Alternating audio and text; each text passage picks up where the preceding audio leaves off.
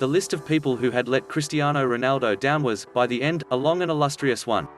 Their transgressions had varied, in both nature and severity, and so had their punishments: Diogo Jota, failure to pass, hard stare; Renato Sanches, not getting out of the way of a free kick, baleful finger point; Bruno Fernandes, speculative and wildly inaccurate shooting not entirely unfamiliar to Ronaldo himself, primal scream into Seville's stifling night sky. Ronaldo, in his defense, had much to complain about.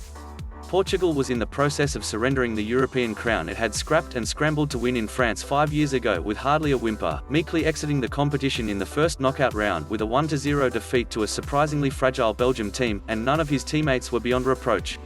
Jota had been wasteful. Bernardo Silva had been ineffectual to the point of anonymity. Fernandes had injected a little vim and vigor after his introduction as a second-half substitute, but his energy was faintly chaotic, his blue sky ideas seemingly generated at random, rooted more in hope than expectation.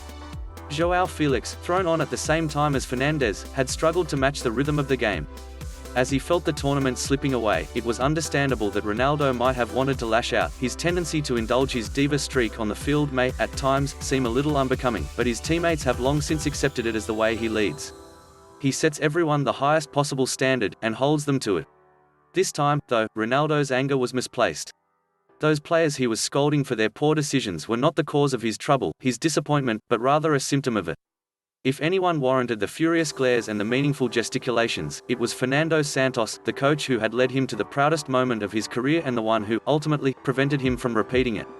There was a little more than half an hour left to play when Santos decided that something needed to change. Portugal had a goal to chase, a wonderful, lightning bolt strike from Thorgan Hazard, and a hard deadline.